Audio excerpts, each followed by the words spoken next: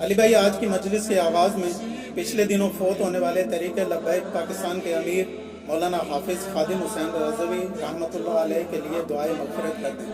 انا للہ و انا الیہ راجعون۔ انا للہ و انا الیہ راجعون۔ اللہم اجرنی فی مصیبتی واخلف لی خیرا منہا۔ یہ دعا آئی ہے صحیح مسلم کے اندر، اور ایک اور مشہور دعا ہے، وہ بھی کر لیتے ہیں ان کے حق میں، جو ہم نماز جنازہ میں پڑھتے ہیں، جامعہ ترمذی میں، سنن ابی داؤد کے اندر موجود ہے، مشکات کے اندر بھی موجود ہے۔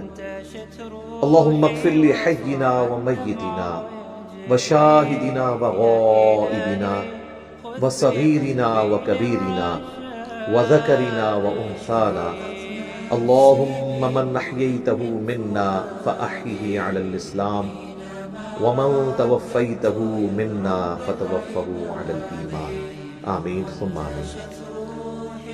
اللہ تعالیٰ خادم حسین رضوی صاحب کی مغفرت فرمائے، انہیں ان کے نیک کاموں کا اجر عطا فرمائے اور ان کی غلطیوں سے درگزر فرمائے، آمین ثم آمین۔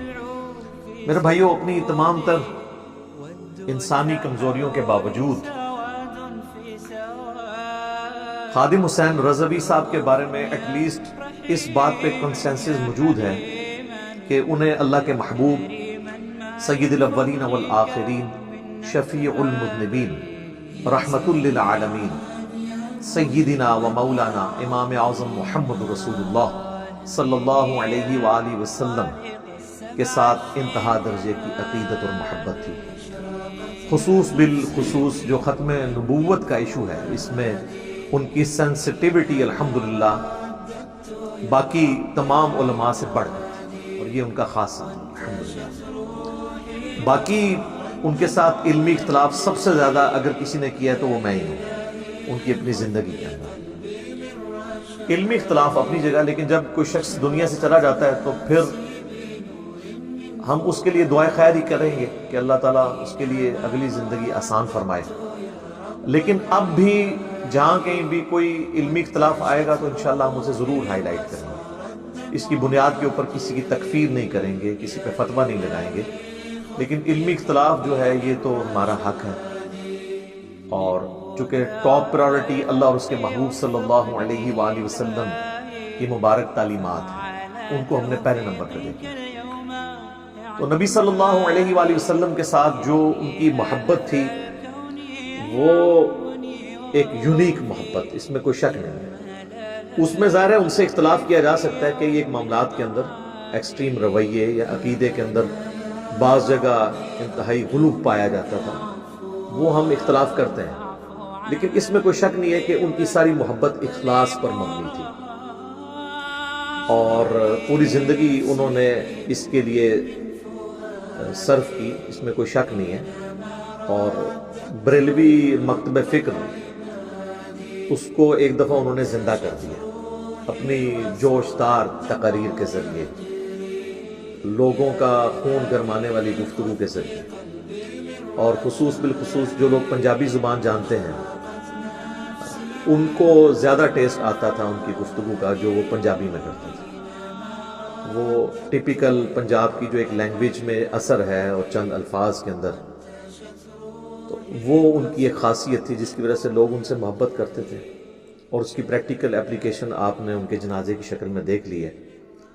ان کا جنازہ جو ہے وہ یعنی پاکستان کی ہسٹری میں چند بڑے جنازوں میں سے ایک جنازہ ہوا ہے۔ ہفتے کے دن 11 بجے 21 نومبر 2020 کو، ڈیتھ ان کی 19 نومبر کو ہوئی تھی 2020۔ لاہور کی ہسٹری میں آج تک جتنے جنازے ہوئے ہیں ان میں یہ تیسرا بڑا جنازہ ہے، یعنی میرے علم کی حد تک۔ پہلا جنازہ 1979 کے اندر مولانا مودودی رحمہ اللہ تعالی کا جنازہ تھا۔ اس وقت کے حالانکہ میڈیا کا دور نہیں تھا، پھر بھی اس کی چند ایک ویڈیوز ریکارڈڈ ہیں۔ اس طرح انٹرنیٹ کا دور نہیں تھا، نہ کوئی موبائل SMS تھا کہ لوگ پہنچتے، اس کے باوجود پاکستان کی ہسٹری میں وہ ایک بہت بڑا جنازہ تھا۔ قذافی اسٹیڈیم جو لاہور والا ہے یہ سارا بھرا ہوا تھا، اور اس کے باہر بھی لوگ موجود تھے 1979 کے اندر۔ اس کے بعد دوسرا بڑا جنازہ جو ہے وہ 2010 کے اندر ڈاکٹر اسرار صاحب کی جب ڈیتھ ہوئی، اس جنازے میں تو میں خود بھی شامل تھا. وہ بھی بہت بڑا جنازہ تھا، اس میں کوئی شک نہیں. اور ڈاکٹر اسرار صاحب رحمہ اللہ تعالیٰ سے محبت رکھنے والے لوگ بھی پوری دنیا سے شامل ہوئے تھے. اور یہ تیسرا جنازہ خادم رضوی صاحب کا ہے، اور یہ جنازہ میرے خیال میں تو ان دونوں جنازوں سے بڑا تھا. لیکن یہاں پہ میں ایک چیز عرض کر دوں، امام احمد بن حنبل رحمہ اللہ تعالیٰ کے حوالے سے ایک قول ملتا ہے کہ انہوں نے معتزلہ کے مقابلے پر کہا تھا کہ ہمارے جنازے جو ہیں وہ فیصلہ کریں گے، یعنی جس کا جنازہ بڑا ہوگا یہ اس بات کی دلیل ہوگا کہ وہ حق پر ہے. یہ کسی خاص فریم آف ریفرنس میں تو بات کرنا شاید ان کے نزدیک درست ہوگی، اس کی کوئی علمی گراؤنڈ نہیں ہے.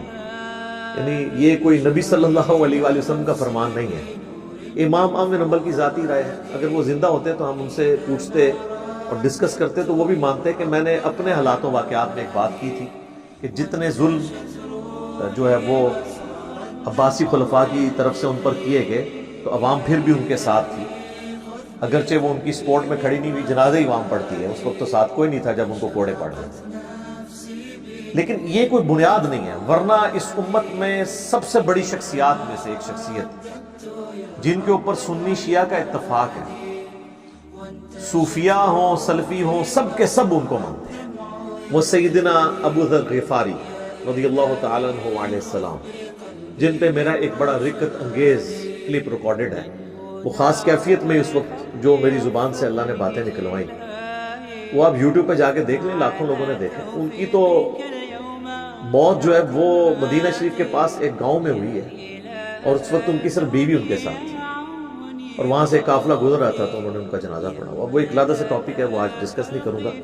تو ان کے جنازے میں تو میرے بھائی ایک صف بھی پوری نہیں ہوئی ہے، جو آپ کی نارمل صف 2-3 بندوں نے جنازہ پڑھا.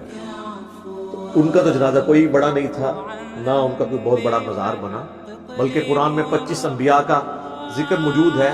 صرف ہمارے محبوب صلی اللہ علیہ وآلہ وسلم کا جو مزار اقدس ہے یا قبر مبارک ہے وہ کنفرم ہے، باقی تو سب اندازے ہیں.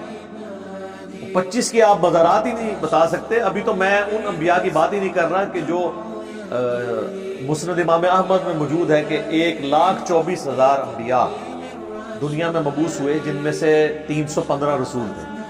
تو 315 رسولوں کا بھی نہیں مزار، اور 1,24,000 انبیاء کا تو ہے ہی نہیں.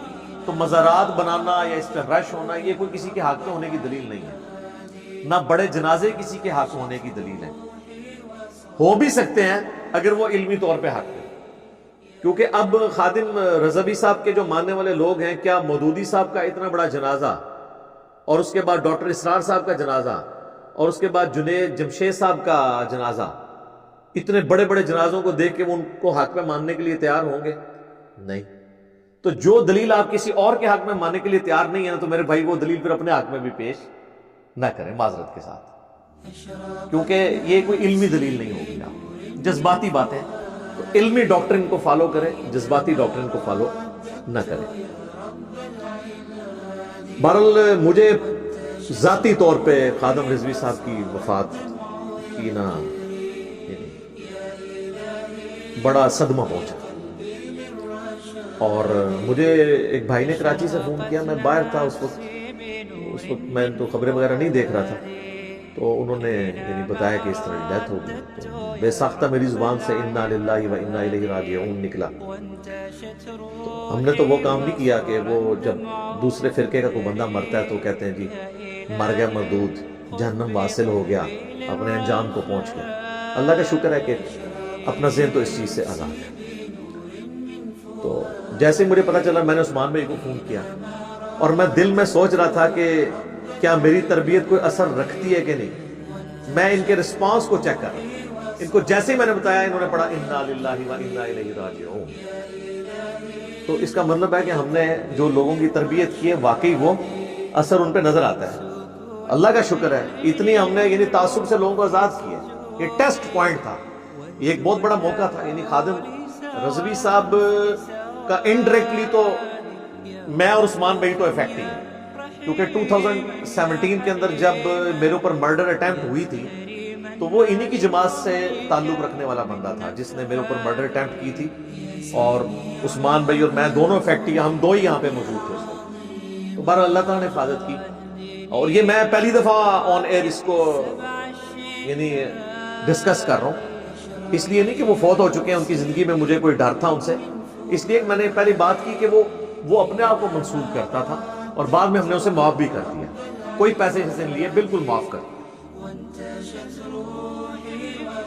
یعنی وہ ان کے ساتھ اپنے آپ کو منسوخ کر رہا تھا، اس کا قطعاً مقصد نہیں کہ انہوں نے لانچ بھی کیا اسے، اس کے باوجود مجھے یعنی ذاتی طور پہ ان کی ڈیتھ کا غم ہے، اس حوالے سے کہ پاکستان کے ماحول کے اندر جہاں پر چند نام نہاد لبرل قسم کے لوگ، سیکولر قسم کے لوگ، یا ایک ماڈرن ایج اسکالرز اپنے آپ کو ڈکلیئر کرنے والے لوگ، انہوں نے جس طرح ماحول ریلیجن کے پوائنٹ آف ویو سے خراب کیا ہوا تھا، اس میں خادم رضوی صاحب ایک ڈیٹرنس تھے ان لوگوں کے اوپر جو اس ملک کو جو ہے وہ اسلام سے دور لے جانے کی کوششیں کرتے تھے، اور ایک بڑا آزاد خیال قسم کا اسلام پیش کرنے کی کوشش کرتے تھے۔ اس میں خادم رضوی صاحب سے بھی کچھ جگہ پہ غلو ہوا ہے، اور میں نے جرأت کی ہے اس میں اختلاف کرنے کی، چاہے وہ پشاور کورٹ کے اندر وہ انسیڈنٹ ہوا تھا جو گستاخ رسول والا، اس پہ میں نے کاؤنٹر نیریٹو دیا تھا کہ ایکسٹرا جوڈیشل ایکٹیویٹی اسلام میں، چاہے توہین مذہب کے نام پہ ہو، توہین عدالت کے نام کے اوپر ہو، یا غداری وطن کے سرٹیفکیٹ کے نام کے اوپر ہو، کوئی مذہبی جماعت کرے، کوئی سیاسی جماعت کرے، کوئی ریاستی ادارہ کرے، ایکسٹرا جوڈیشل ایکٹیویٹی اسلام میں حرام ہے۔ تو میں نے اس پر ڈسکس کیا، اور حال ہی میں ہمارے جو عمران بھائی کی شہادت ہوئی ہے خوشاب کے اندر، جو بینک مینیجر تھے، اس میں نے ہی یعنی فرنٹ سے لیڈ کر کے اس معاملے کو یعنی جذباتی طور پہ نہیں، علمی طور پہ ڈسکس کیا۔ باقی تو علماء کے تو بیانات بھی آئے ہیں، تو وہ مطلب وہ روٹ کاز انالیسز نہیں کر رہے ہیں، وہ بھی سوشل میڈیا کے اوپر اگر ہنگامہ کھڑا نہ ہوتا تو انہوں نے پھر اس جاہل گن مین کے ساتھ کھڑا ہو جانا تھا۔ لیکن اس میں نے بار بار ریکویسٹ کی تھی کہ خادم رضوی صاحب خود بیان دیں، انہوں نے بیان نہیں دیا۔ ہو سکتا ہے ان کو موقع نہ ملا ہو، ہم حسن ظن رکھتے ہیں، لیکن ان کا میں نے کہا تھا بیان آنا ضروری ہے، کیونکہ وہ چونکہ ڈرائیونگ سیٹ کے اوپر ہیں، ان کا بیان دینا کسی بھی حکومتی عہدیدار یا کسی بھی ریاستی ادارے کے عہدیدار کی ٹویٹ سے زیادہ بھاری ہے، کیونکہ ان کی تو فین فالوئنگ ہی کوئی نہیں ہے۔ تو ہم نے ہمیشہ یعنی علمی طریقے سے ان کی وہ جو ایک غلوف کسی معاملے میں آتا تھا، میں اختلاف کرتا تھا، لیکن اس کے باوجود مجھے ان کے اخلاص میں کوئی شک نہیں۔ اچھا میرے بھائیو، ایک چیز جو خادم رضوی صاحب کے اخلاص کے حوالے سے میں ضرور یہاں پہ کلیئر کر دوں کہ 2016-17 کے جو دھرنے تھے، جو پچھلی حکومت نے ختم نبوت کے حوالے سے ایک سازش کی، چاہے وہ اعلی کار بنے یا خود کی، وہ ایک الگ بات، اس میں کوئی شک نہیں ہے کہ بعض نادیدہ قوتوں نے ان کو فیسیلیٹیٹ کیا ان دھرنوں کے لیے، ہمارے پاس فرسٹ ہینڈ نالج موجود ہے، لیکن میں اس کو ڈسکس نہیں کرنا چاہتا۔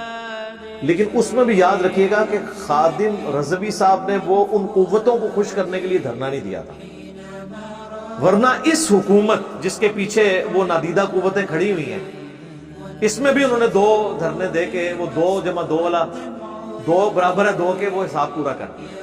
اور پچھلے دنوں جو ان کی ایک ویڈیو آئی جس میں انہوں نے کہا کہ جی ایکس پرائم منسٹر کو مخاطب کر کے کہ تم بتاؤ کہ کس نے یہ ختم نبوت یہ قانون میں ترمیم کے لیے کوشش کی تھی، تو پھر میں بتاؤں گا کہ ان دھرنوں کے پیچھے کون تھا۔ تو بعض لوگوں نے اس کا مطلب لیا کہ وہ پھر یہ ان کا نام لیں گے، ایسا نہیں تھا۔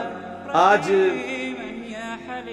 1-2 دن پہلے، بلکہ ان کے جنازے سے پہلے ہی ان کے شاگرد کی ویڈیو بھی آ گئی تھی کہ جی وہ اپنے شاگردوں نے بتایا تھا، وہ اس کو روحانی طور پہ بیان کر رہے تھے کہ مجھے نبی علیہ السلام کی طرف سے حکم، وہ کہہ رہے تھے میں تمہیں، اور ان کی گفتگو کے دوران اشارے میں بھی یہ بات سمجھ آ رہی تھی، میں تو اسی وقت سمجھ گیا تھا کہ یہ ان کا نام نہیں لیں گے، کیونکہ مجھے پتہ ہے ان کی طبیعت، مجھے اپنی طبیعت کا پتہ ہے نا، کہ جو اس طرح کی ایک طبیعت والے لوگ ہوتے ہیں نا، ان کے قریب کوئی اس طریقے سے لگتا نہیں ہے ان کو اپنے لیے یوز کرنے کے لیے۔ ہاں فیسیلیٹیٹ بائی چانس اس وقت ان کی ڈاکٹرن اور ان دوسرے لوگوں کی ڈاکٹرن میچ کر گئی، وہ الگ بات ہے، لیکن وہ انہوں نے کسی کو خوش کرنے کے لیے نہیں کیا، ورنہ ابھی یہ جو کچھ ہوا ہے اس میں تو وہ کبھی بھی سامنے نہ آتے.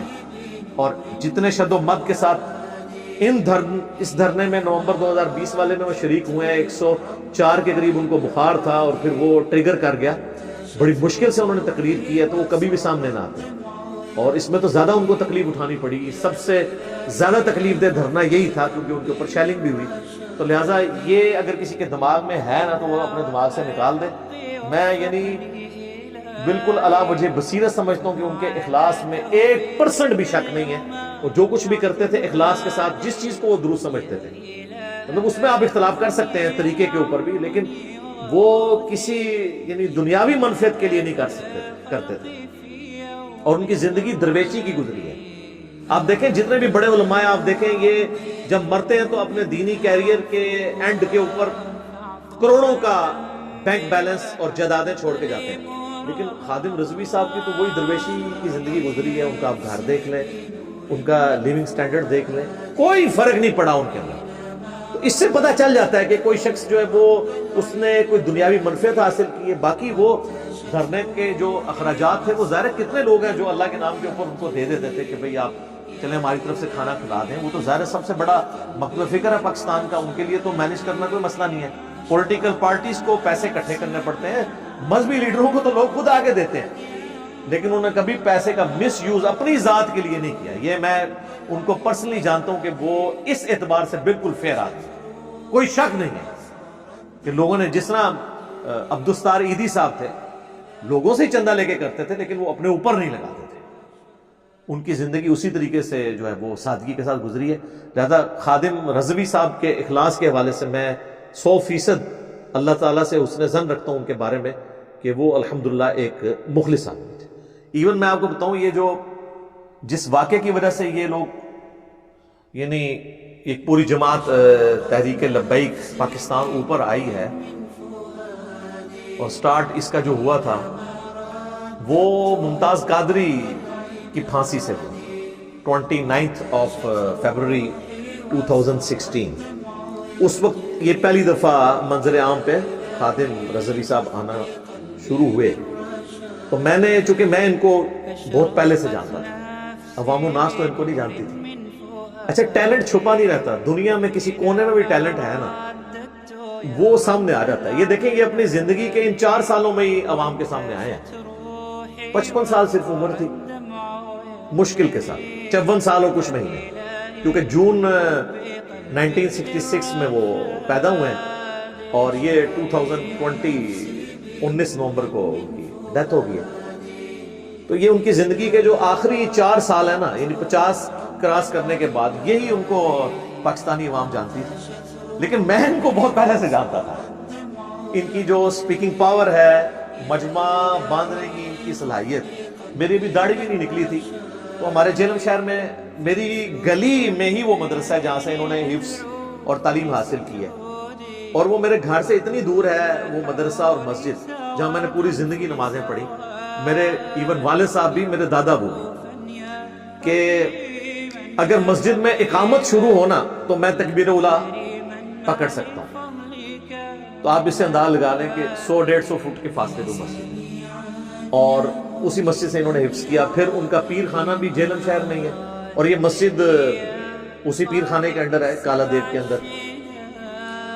تو ڈبل ان کی نسبتیں تھی. وہ نقشبندی سلسلے میں یہاں پہ بیعت تھی. تو میرا پہلی دفعہ تعارف ان سے ہوا 1994 کے اندر، جب میں FSC کے پیپر دے کے فارغ ہوا تھا. تو یعنی آج سے میں 26 سال پہلے کی بات کر رہا ہوں. اس وقت ان کی یعنی عمر بمشکل 30 سال کے قریب ہوگی. تو ان کو تقریر کے لیے بلایا گیا تھا اس وقت میں. تو میں نے جب ان کی تقریر سنی، اس کے بعد مسلسل ان کے دروس ہوتے رہے. تو ان کی جو سپیکنگ پاور سے نا میں یعنی بہت امپریس ہوں. اس وقت ظاہر داڑھی کالی تھی ان کی. یہ داڑھی سفید ہونے کی وجہ سے لوگ سمجھتے ہیں کہ وہ مطلب بڑی عمر کے تھے. وہ داڑھی ان کی جلدی سفید ہو گئی. ڈاکٹر اسرار صاحب کی 40 سال کی عمر کی آپ ویڈیوز نکالیں نا تو اس میں بھی ان کی داڑھی سفید ہے. اب میری آپ دیکھیں ماشاءاللہ 43 پلس ہو چکی ہے، چند ایک بال سفید ہے داڑھی کے. بالوں کے جلدی ہو جاتے ہیں. تو اس وقت ان داڑھی کالی تھی. اور وہ ایکسیڈنٹ تو ظاہر ان کا ریسنٹلی ہوا جس کی وجہ سے ان کی ٹانگیں کام کرنا چھوڑ دیا، ادروائز تو پہلے بالکل ٹھیک تھے یہ۔ تو مجھے ان کا آئیڈیا تھا جب 2016 میں یہ منظر عام پہ آئے نا خادم رضوی صاحب، وہ ممتاز قادری والے ایشو کے اوپر پہلا دھرنا انہوں نے جب سٹارٹ کیا نا، مجھے اس وقت آئیڈیا ہو گیا تھا کہ یہ بندہ اب جو ہے نا یہ ڈرائیونگ سیٹ پہ آ گیا۔ اس وقت میں نے 1-2 ویڈیوز ان کو مخاطب کر کے ریکارڈ کی اور بائی نیم ان کو مخاطب کیا اور بڑے احترام کے ساتھ ان کی تصویر بھی تھم نیل پہ لگائی۔ تو مجھے بعض اپنی اکیڈمی کے لوگوں نے کہا کہ یہ تو اس بندے کو تو جانتا ہی نہیں یار، یہ تو ایویں لگا رہتا ہے۔ تو میں نے کہا میرے بھائی 1 سال نہیں گزرے گا یہ بندہ دیکھیں سب کو پیچھے چھوڑ رہے گا، کیونکہ میں ان کی صلاحیتوں سے واقف تھا اور میڈیا کی برکت سے ظاہر وہ جب چیز سامنے آتی ہے تو پھر وہ یہ ٹیلنٹ پرانے زمانے میں تو چلے کہیں کونے خدرے میں رہتا تھا نا، اب میڈیا کی برکت سے دنیا کے کسی براعظم میں بھی کوئی ٹیلنٹ موجود ہے نا وہ سب کے سامنے آ جائے۔ اور پھر جناب سال نہیں گزرا ہر طرف خادم رضوی ہو گئی، ٹھیک ہے۔ تو وہ میں نے ان پہ ویڈیو ریکارڈ کی، وہ جنوری 2017 کے اندر ریکارڈ ہوئی تھی۔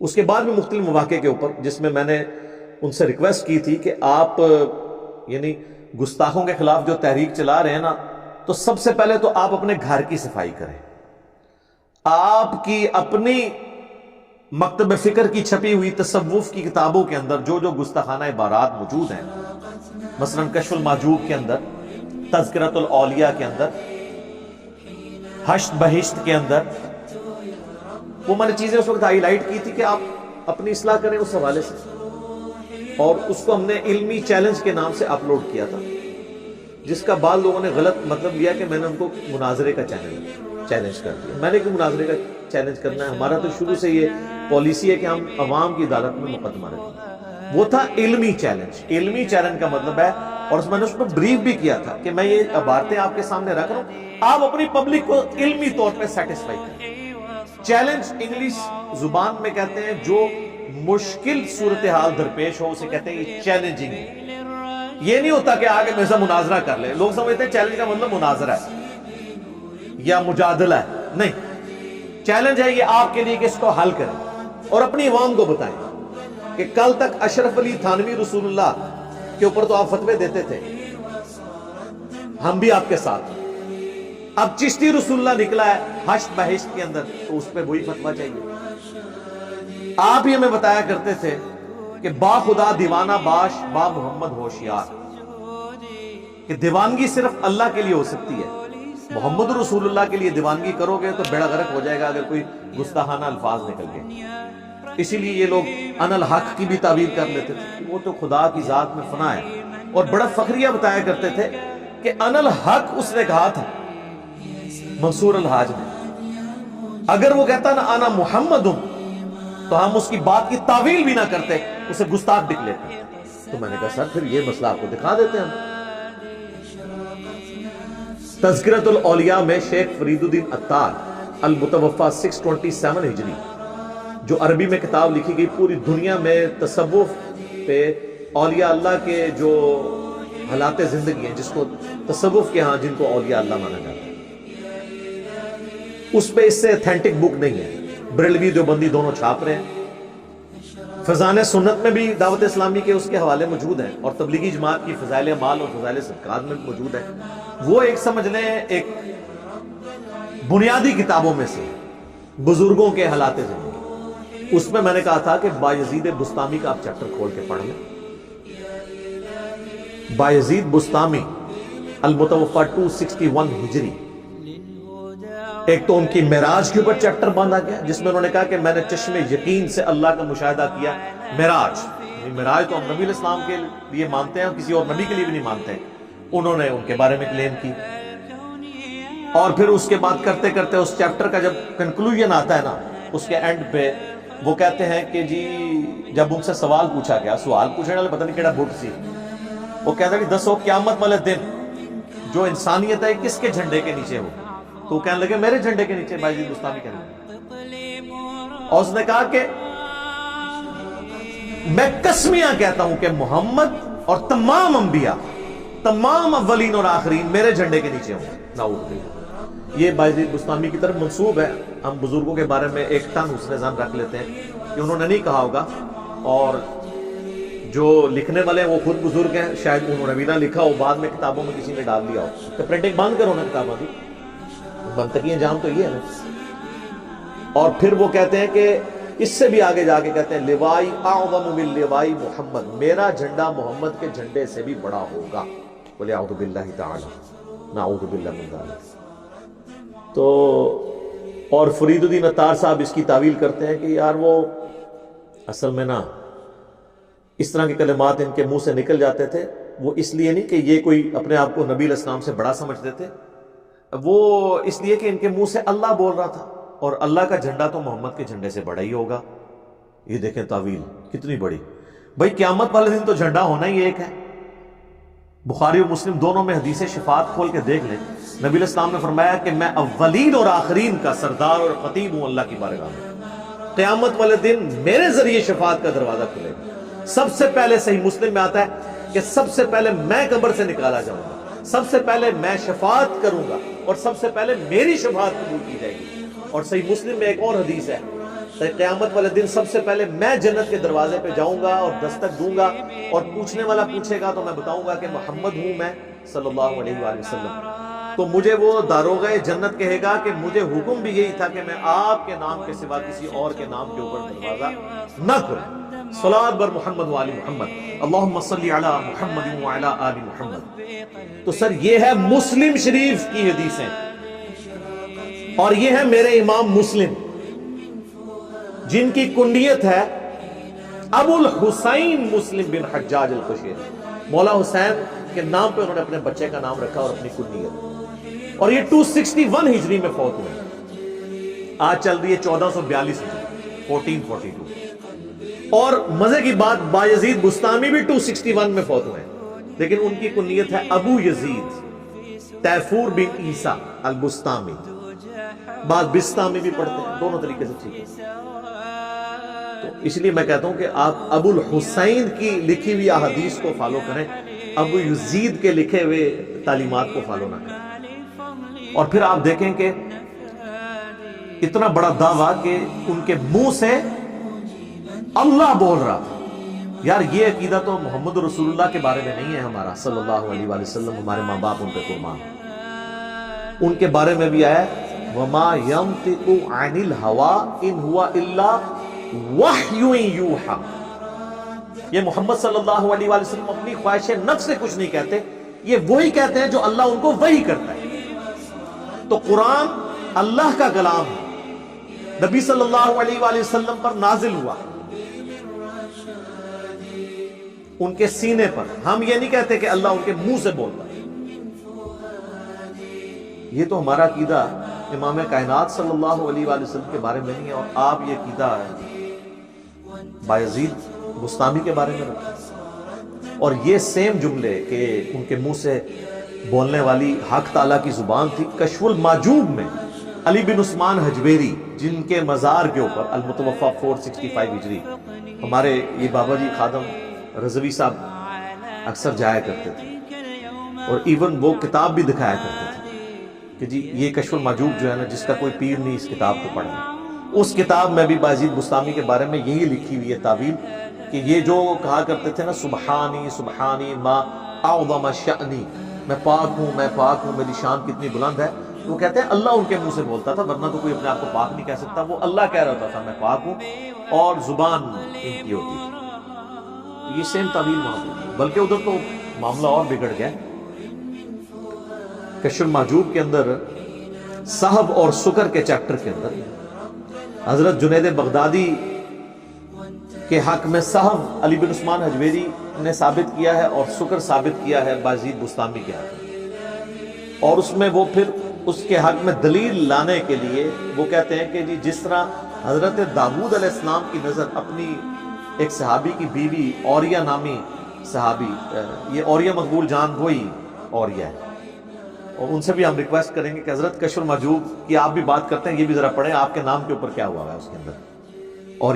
اوریہ صحابی حضرت داؤد کا اس کی بیوی پہ نظر پڑ گئی ان کی، اور پھر وہ پورا ایک واقعہ من گھڑت جو تورات کے اندر ٹیمپرڈ فارم میں موجود ہے، ہماری تصوف کی کتابوں میں آیا، اور نعوذ باللہ انہوں نے اس اوریہ کو جنگ میں بھیج کے قتل کروا کے خود اس کی بیوی کے ساتھ شادی کر لی. یہ پورا ایک واقعہ ہے, اس کی طرف انہوں نے اشارہ کیا اور کہا کہ وہ جنید بغدادی جو ہے نا وہ اس صاحب کے اوپر تھے.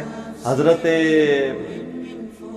داؤد علیہ السلام پہ اللہ نے گرفت اس لیے کی کہ وہ حالت صاحب میں تھے, یعنی ہوش کے اندر تھے.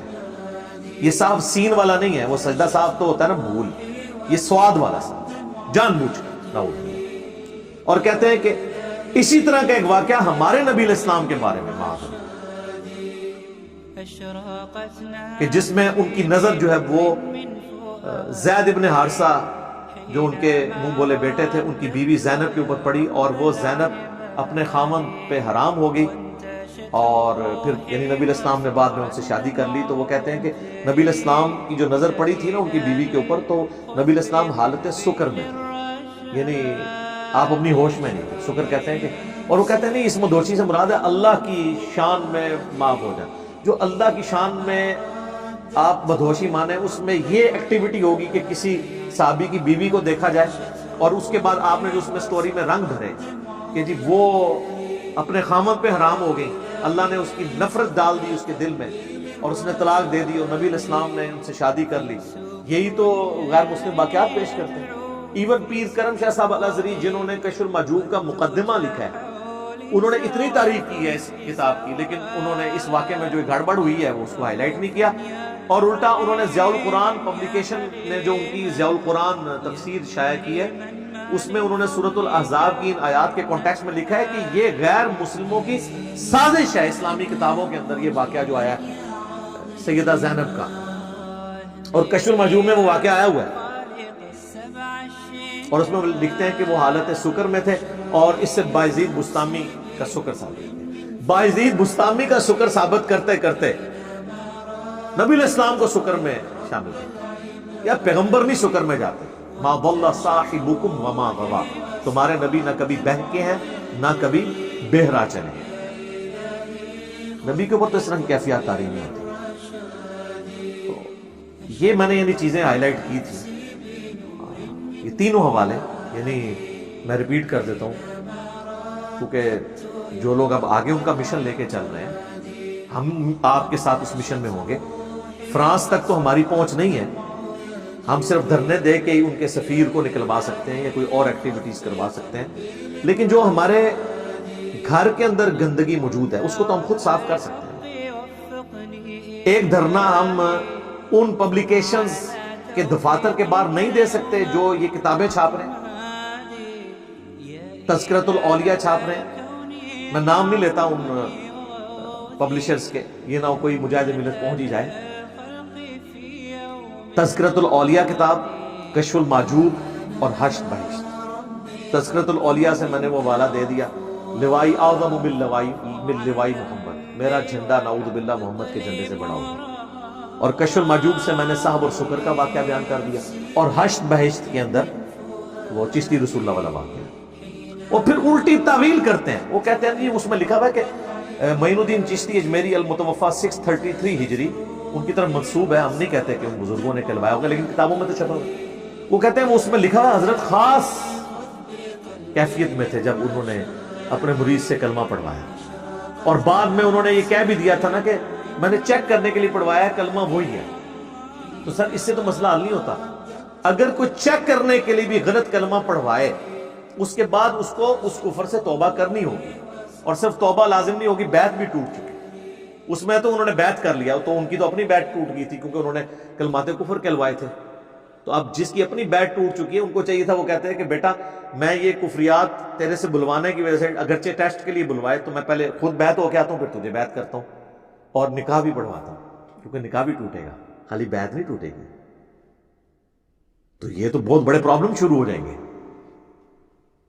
اور یہ ہے با خدا دیوانہ باش با محمد ہوشیار. یہ با محمد ہوشیار والا مسئلہ ہے, یہاں نہیں کوئی کہتے ہیں خاص حالت میں تھے.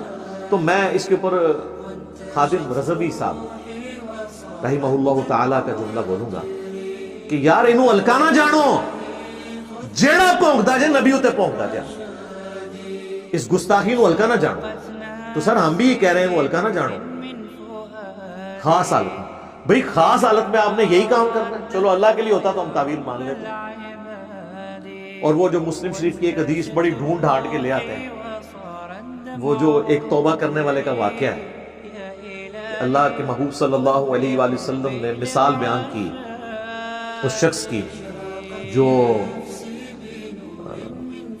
گناہ کرنے کے بعد اللہ کی طرف واپس آ جاتا ہے، اور اللہ کو کتنی خوشی ہوتی ہے کہ جس طرح کوئی شخص کسی ریگستان کے سفر میں ہو اور اس کا سارا ساز و سامان اونٹ پہ لدا ہوا ہو، اور اچانک وہ تھوڑی دیر کے لیے اس کی آنکھ لگے اور اٹھے تو وہ اونٹ ساز و سامان سمیت غائب۔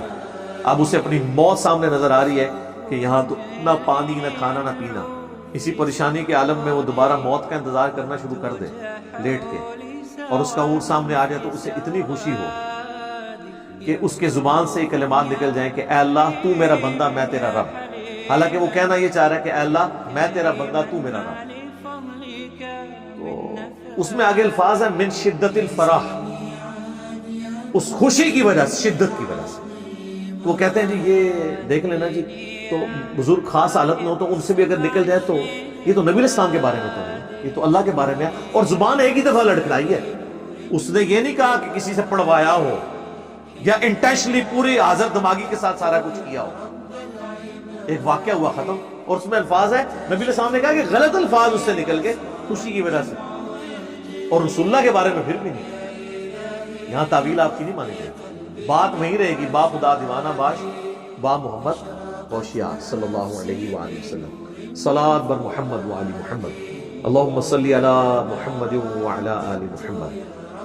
اب بعض لوگ سوچ رہے ہوں گے کہ خادم رضوی صاحب کی ڈیتھ کے اوپر اس طرح کی باتوں کو دوبارہ کرنا کیا ضروری تھا؟ جی اس لیے ضروری تھا کہ یہ ہم ویڈیو خادم حسین رضوی صاحب کے مشن کو آگے بڑھانے کے لیے ریکارڈ کروا رہے ہیں۔ وہی کہہ رہے تھے نا گستاخوں کے خلاف ہماری ٹالرنس نہیں ہونی چاہیے، تو ہم بھی تو بتا رہے ہیں کہ گستاخ تو آپ کی اپنی صفوں میں چھپے ہوئے ہیں، تو سب سے پہلے ان کو تو تلاش کرنا آسان ہے، باقیوں پہ تو آپ بعد میں ہاتھ ڈالیں، جو آپ کے اپنے اختیار میں ان کے اوپر تو آپ کر سکتے ہیں نا، ان کی پرنٹنگ رکوا سکتے ہیں نا ان کتابوں کی، تو وہ تو آپ کے اپنے ہاتھ میں ہے، وہ کروائیں۔ فرانس تک تو ہم پہنچنے سے رہے، یہاں پہ ہم پروٹیسٹ ہی صرف ریکارڈ کروا سکتے ہیں، یہ تو ہمارے اپنے ہاتھ کے اندر ہم یہ کروائیں۔ تو یہ ان کی ڈیتھ کے اوپر، انہی کے مشن کے اوپر بات ہو رہی ہے، یہ ذہن میں رکھیے گا۔ یہ میں نے یعنی کوئی ایسی بات نہیں کی ہے کہ کوئی فرقہ وارانہ بات ہو، فرقہ وارانہ بات تو وہ لوگ کر رہے ہیں جو ان کی ڈیتھ کے اوپر تعزیت کر رہے ہیں اور دعائیں مغفرت نہیں کر رہے ہیں۔ آپ دیکھ لیں وہ جو لاہور کے دو بھائی ہیں، ان میں سے ایک بھائی نے باقاعدہ کلپ ریکارڈ کروایا، اور میری عقابی نظریں اور شارپ کان اس چیز کو سن رہے تھے، اور مجھے یہ یقین تھا انہوں نے کلپ نہیں چلایا تو میں نے کہا کہ یہ کنفرم ہے کہ وہ دعائیں مغفرت نہیں کرے گا، اور وہی ہوا۔ وہ اس میں ان کو اگر کوئی کہنا یہ بھول گیا وہ، تو اسے کہ اگلے جمعے میں کرتے دعائیں مغفرت، دوبارہ اس کے مکتب فکر کے لوگ اسے مسجد میں داخل نہیں ہونے دیں گے۔ وہ جان بوجھ کے نہیں اس نے کیا، تعزیت کی ہے، دکھ کا اظہار کیا ہے، تو سب سے بڑی یہ تعزیت یہ ہوتی ہے۔ ہاں انا للہ و انا الیہ راجعون پڑھا ہے، وہ تو آپ کسی صدمے میں بھی پڑھ سکتے ہیں، تو اس کے بعد مرے ہوئے بندے کے لیے مغفرت کی دعا نہیں کرنی ہوتی؟ کیا سورۃ الحشر کی یہ دعا بھول گئے کہ ربنا اغفر لنا ولاخواننا الذین سبقونا بالایمان؟ یہ اللہ کا حکم بھول گئے کہ اہل ایمان جو ہیں، جو ان سے پہلے ایمان کی حالت میں لوگ گزر چکے ہیں، ان کے لیے دعائیں مغفرت کرتے ہیں، تو کرتے نا، وہ دعائیں مغفرت نہیں کر سکتے اس لیے کہ وہ ان کو مسلمان ہی نہیں سمجھتے۔ اگر کوئی کہنا وہ مسلمان سمجھتے ہیں، کافر نہیں سمجھتے، تو میں اس کو پھر طریقہ بتاتا ہوں ان علماء کے اندر کی غلاظت کو اگلوانے کا، اور میں صرف کسی ایک فرقے کو سنگل آؤٹ نہیں کر رہا، میں سارے فرقوں کی بات کرتا ہوں کہ ایک دوسرے کو مسلمان نہیں سمجھتے۔ بریلوی، دیوبندی، اہل حدیث تینوں ٹھیکیدار بنے ہوئے ہیں نا سنیت کے، اور ہمیں کہتے ہیں تم اہل سنت کیوں لکھتے ہو؟ بھئی سنی تو ہوگا جو کتابوں کو سنیوں کی مانے، جو بابوں کو مان رہے ہیں، کتابوں کو چھوڑ رہا ہے، وہ کہاں سے سنیت کا ٹھیکیدار بن گیا؟ مرنے سے پہلے اے مسلمان کر لے اس پہ غور، کتابوں کا خدا اور ہے، بابوں کا خدا اور، یعنی خدا تو سب کا ایک ہی ہے، یعنی تعلیمات کے پوائنٹ آف ویو سے بابوں کی تعلیمات جس خدا کے تعارف کو کرواتی ہیں وہ نہیں ہے جو اللہ نے اپنے پیغمبروں کے ذریعے وحی کے ذریعے کروایا۔ کہنے کو تو دین سب کا اسلام ہے، لیکن صوفی بھی کہتے ہیں مسلم ہے، سلفی بھی کہتے ہیں مسلم، کہنے کو تو دی سب کا اسلام ہے، لیکن کتابوں کا جہاں اور ہے، بابوں کا جہاں اور وہ بقول ہمارے مصباحی صاحب کے کہ اس کا ایک وکھرا ہی جہاں ہوتا ہے، اس کا ایک اپنا ہی جہاں ہوتا ہے۔ اب انجینئر مرزا محمد علی کو کیا پتا بابا ہوتا کیا ہے؟ وہ تو اس کو تو ردی جو پیچھے سے پیسے آ رہے ہیں نا، اس کو تو وہ نظر آ رہا ہے، اس کو کیا پتا بابا ہوتا کیا ہے؟ بابا اپنے زمانے میں ایک زمانہ ہوتا ہے، بابا اپنے جہاں میں ایک جہاں ہوتا ہے، اس کا وکھرے ایک جہاں ہوتا ہے، یہ اس کو نہیں پتا اور نہ اس کی باتوں میں آنا ہے انشاءاللہ۔ میرا ارادہ بن رہا ہے کیونکہ اب وہ ہمارے بابوں کی طرف آ رہا ہے اور ہم نہیں اپنے بابوں کی برداشت کرتے۔ تو یہ میں اس لیے چیزیں ہائی لائٹ کر رہا ہوں تاکہ یعنی پتہ چلے کہ یہ ایشوز جو ہیں بڑے سیریس ایشوز، یہ ایک دوسرے کو مسلمان نہیں سمجھتے۔ اور وہ میں آپ کو فارمولہ بتا دیتا ہوں چیک کرنے کا کہ آپ کسی بھی بریلوی، دیوبندی، اہل حدیث، عالم دین جس کو اس مکتب فکر کے سب لوگ مانتے ہیں، یہ سٹیٹمنٹ لکھوا دیں کہ ہمارے علاوہ جتنے بھی مکاتب فکر ہیں ان کو ہم مسلمان مانتے ہیں، اور جن عقیدوں پہ وہ قائم ہے انہی عقیدوں کے ساتھ وہ مر گئے تو ایک نہ ایک دن اپنا عذاب بھگت کے جنت میں جانے میں کامیاب ہو ہی جائیں گے۔ اس طرح سٹیٹمنٹ لکھوائیں۔ میرے پاس ایک دیوبند کے مفتی صاحب آئے نا، وہ کہتے ہیں یار ایسا دی سٹیٹمنٹ کوئی نہیں لکھ کے دے گا، ویسے مسلمان لکھوانا ہے۔ میں کہا نہیں، منو تو پتہ ہے نا، ابھی تو مجھے وہ بھی طریقہ آتا ہے انفیوں کا کہ اگر میں جھوٹ بول رہا ہوں تو میری بیوی کو ایک مجلس میں 3 دفعہ نہیں کوئی لکھ کے دے گا۔ یعنی تقیہ بھی کر رہے ہو نا تو نہیں کر سکتے، پھنس جائیں گے۔ اس طرح کبھی نہیں لکھ کے دیں گے۔ تو جب کوئی شخص یہ لکھ کے نہ دے کہ دوسرا مکتب فکر کا مسلمان بھائی عذاب بھی بھگت کے بقول میرے، یعنی وہ جو اس فرقے والا بندہ کہے کہ میرے نزدیک تو ہی گمراہ ہے تو اس کو عذاب ہوگا، ایک نہ ایک دن تو جنت میں چلے ہی جانا ہے نا ہر مسلمان نے جس نے ایک دفعہ بھی کلمہ پڑھا۔ بخاری و مسلم کی متفق علیہ حدیث ہے کہ جس کے دل میں رائی کے دانے کے برابر بھی ایمان ہوا اور اس نے صرف ایک دفعہ گواہی دی ہوئی لا الہ الا اللہ محمد رسول اللہ کی، تو اللہ تعالیٰ مجھے اذن دے گا، اس کو بھی میں اللہ کے اذن سے۔ اب وہ اللہ کو پتا ہے کہ کتنے لاکھوں سال تک وہ جہنم میں جلے گا، اللہم اجرنا من النار آمین، تو میں اسے نکال کے جنت میں لے جاؤں گا۔ تو ماننے کے لیے تیار نہیں۔ جامعہ ترمذی والی حدیث کہنا کہ یہ مان لیں، اس میں فٹ کر لیں، فٹ کرنے کے لیے تیار نہیں ہے۔ حدیث بطاقہ، وہ کاغذ کے پرزے والی حدیث کہ قیامت والے دن ایک شخص کے گناہوں کے 99 دفاتر کھولے جائیں گے حد نگاہ، اور دوسری طرف ایک پرچی صرف رکھی جائے گی جس پہ کلمہ لکھا ہوگا، اور وہ پرچی بھاری ہو جائے گی، اسے جنت کا حکم ہے۔ وہ جناب کلمے کی طاقت ہے، یہ بھی ماننے کے لیے تیار نہیں ہے۔ یہ لوگ نہیں ایک دوسرے کو ایکسپٹ کرنے کے لیے تیار۔ ہاں، اللہ کے محبوب صلی اللہ علیہ وآلہ وسلم کی تعلیمات تھی ایسی کہ جس کی روشنی میں آپ دوسرے کو بینیفٹ آف ڈاؤٹ دے کے اس کے لیے جنت کا فیصلہ اللہ سے ریکویسٹ کے طور پہ کہہ سکتے ہیں۔ ٹاپ آف دا لسٹ وہ حدیث یاد کریں صحیح بخاری اور صحیح مسلم کی، یہ میں خصوصاً اہل حدیث اور دیوبند کے علماء کے لیے بیان کرنے لگا ہوں کہ آپ چونکہ بریلویوں کو مشرک سمجھتے ہیں اور وہ والا مشرک جو کافر مشرک والا حکم ہے وہ ان کے اوپر لگاتے ہیں، اس لیے ان کے لیے دعائیں مغفرت نہیں کرتے۔ یہ آپ جو تقیتاً کر رہے ہیں نا، انا للہ پڑھ رہے ہیں، دعائیں مغفرت کریں تو نہیں کریں گے، وہ آپ کو پھر بتائیں گے نہیں وہ سورہ توبہ کے اندر آیت موجود ہے کہ اگر کسی کے بارے میں پتہ چل جائے کہ وہ مشرک ہے تو کسی نبی یا اہل ایمان کے لیے یہ چیز شائع ہی نہیں ہے کہ اس کے لیے دعائیں مغفرت کریں۔ وہ پھر آپ کو یہ مسئلہ بتائیں گے۔ یہ بڑے ہوشیار ہیں، تو میں نے ان کے جو چہروں پہ میک اپ ہے اتار کے پرے پھینک دیا، گرم تولیہ ان کے اوپر پھیرا ہے، جیسے یہ فوٹو اسٹوڈیو سے باہر نکلے نا اب آپ کو پتہ چل جائے گا اصل میں کیا ہے۔ تو ان کے لیے میں عرض کروں کہ بخاری اور مسلم دونوں میں حدیث ہے، اور یہ حدیث میں اس لیے نہیں بیان کر رہا کہ میں لوگوں کو بہار رہا ہوں کہ شرک بھی کرتے رہو، نہیں، ناٹ ایٹ آل۔ میں یہ کہہ رہا ہوں جو مر چکا اس کے لیے آپ دعائیں مغفرت کریں، اللہ تعالیٰ اس کا عذر قبول کر لے، اور عین ممکن ہے نہ بھی کرے، لیکن کلمہ گو مشرک اور کافر مشرک میں فرق کرنا ضروری ہے۔ اللہ نے تو بت پرست مشرک اور اہل کتاب مشرک کا بھی فرق کر دیا ہے۔ سورۃ المائدہ میں اللہ نے اجازت دے دی ہے کہ اہل کتاب کی عورتوں کے ساتھ تم نکاح کر سکتے ہو، حالانکہ اہل کتاب کا شرک سورۃ المائدہ کے اندر سورہ نساء اور آل عمران میں کھول کھول کے اللہ نے بیان کیا، لیکن فرق نہیں کیا اس اعتبار سے جو یہ لوگ کر رہے ہوتے، اور وہ ان کو ایک ہی کیٹیگری میں ڈالا۔ اللہ تعالیٰ نے جو بت پرست مشرک ہیں ان کے ساتھ نکاح کو حرام کر دیا سورۃ البقرہ میں، اور جو اہل کتاب مشرک ہیں ان کی عورتوں کے ساتھ نکاح کو جائز قرار دیا۔ اس میں صرف ایک تفرد ہے صحیح بخاری میں عبداللہ بن عمر کا، اور وہ کہتے تھے میں تو اس سے بڑا کوئی شرک نہیں سمجھتا کہ کوئی عیسیٰ ابن مریم کو اللہ کا بیٹا کہے، تو وہ اہل کتاب کی عورتوں سے بھی نکاح کو ناجائز سمجھتے تھے، لیکن یہ ان کا تفرد ہے، اجماع صحابہ کے خلاف ہے۔ خود تمام مفسرین جب ان کا یہ قول نقل کرتے ہیں، حافظ ابن کثیر نے بھی نقل کیا تو اس کو رد کیا کہ ان کی ذاتی رائے ہے، کیونکہ اللہ کو تو پتا تھا وہ مشرک ہیں، اللہ کو چاہیے تھا قرآن میں فرق کرتا کہ جو اللہ کو ایک ماننے والے اہل کتاب ہیں اور اس کے ساتھ شرک نہ کرتے ہیں ان کی عورتوں سے نکاح جائز ہے، دوسرا اللہ نے تو کوئی فرق نہیں کیا، اللہ نے جنرل بیان کیا۔ تو یہ ڈفرنس ہمیں کرنا ضروری ہے، کیونکہ کسی کو تعبیر کی غلطی لگ سکتی ہے۔ اس کی سپورٹ میں وہ حدیث ہے جو صحیح بخاری اور صحیح مسلم دونوں میں موجود ہے کہ نبی صلی اللہ علیہ وآلہ وسلم فرماتے ہیں کہ اگلے زمانوں میں ایک شخص تھا، جب اس کی موت کا وقت قریب آیا تو اس نے اپنی اولاد کو جمع کیا اور کہا کہ بتاؤ میں تمہارا کیسا باپ تھا؟ تو انہوں نے کہا تم بڑے اچھے باپ تھے ہمارے، بڑے اچھے طریقے سے ہماری پرورش کی۔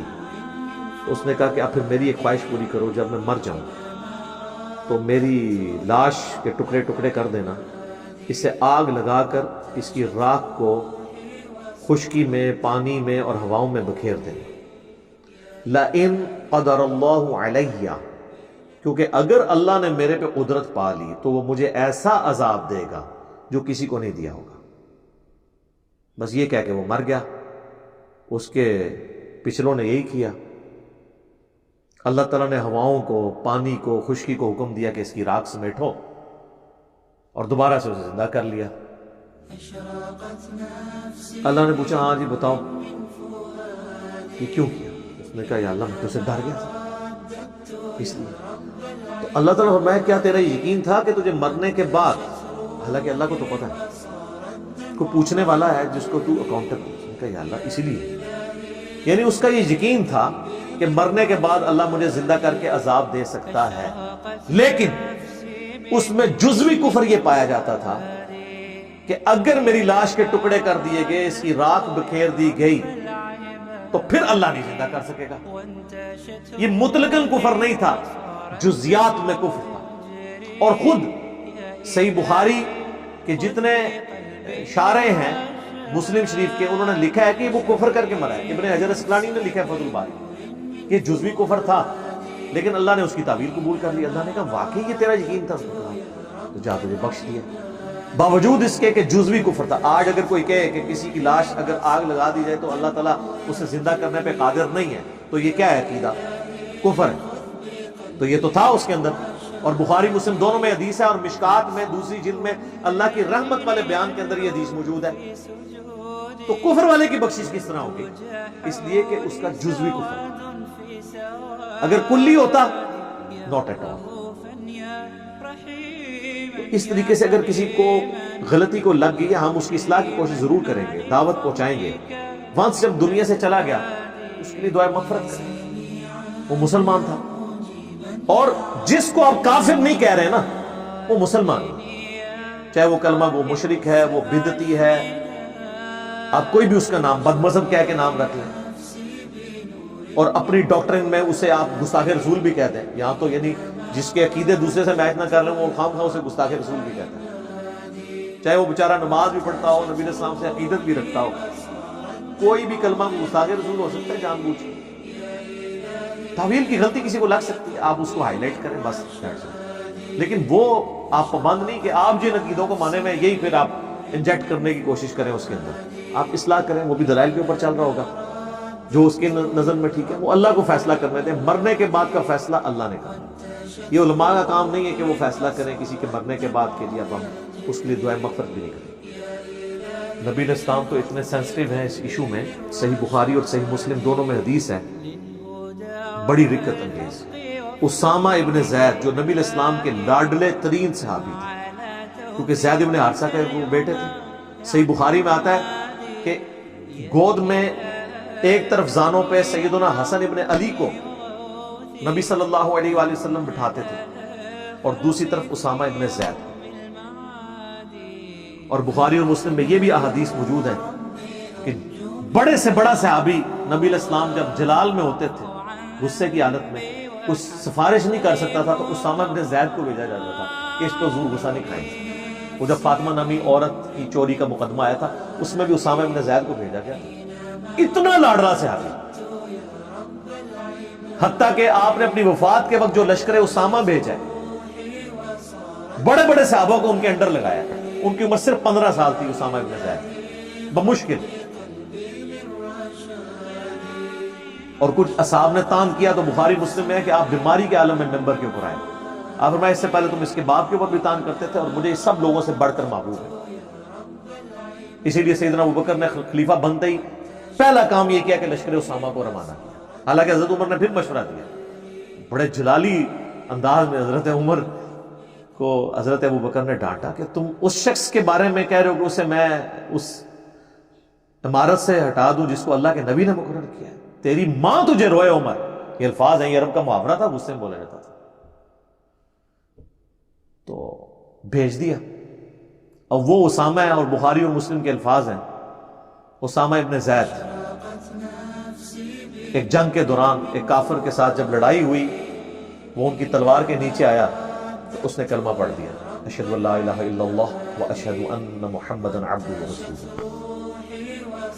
حضرت اسامہ نے پھر بھی اسے قتل کر دیا، لیکن بعد میں ضمیر ان کو ملامت کرتا رہا۔ انہوں نے یہ تعویل کی کہ یہ ڈر کی وجہ سے کر، تو پھر حضور سے آ کے خود ہی بتایا کہ یا رسول اللہ اس طرح میرے سے ہو گیا، کیونکہ اندر گلٹ تو تھا۔ اللہ کے نبی صلی اللہ علیہ وآلہ وسلم نے فرمایا کہ اے اسامہ، جب اس نے کلمہ پڑھ لیا تھا تو تو نے اسے کیوں قتل کیا؟ ان کا یا رسول اللہ اس نے ڈر کے کلمہ پڑھا تھا۔ اللہ، آپ فرمایا تو نے اس کا دل چیر لیا تھا۔ پھر آپ نے کہا اسامہ تو کیا کرے گا جب قیامت والے دن وہ کلمہ پڑھتا ہوا اللہ کے حضور تیرے خلاف مقدمہ قائم کر دے گا؟